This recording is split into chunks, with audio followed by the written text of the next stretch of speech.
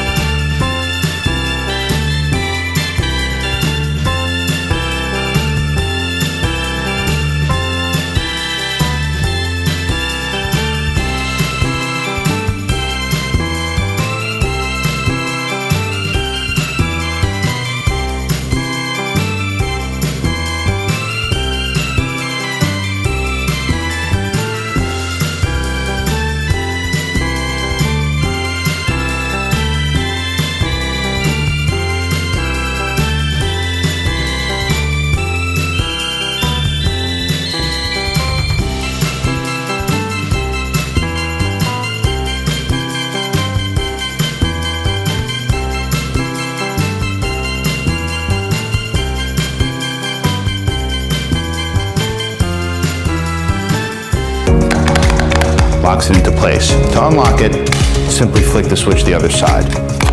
Now you're ready to go. Now, to adjust the spray, all you'll need to do is turn it clockwise. That'll make it tighter, and it'll give you that high pressure pinpoint spray. If you turn it counterclockwise, that'll open it all the way up, and that'll give you that lower pressure fan spray.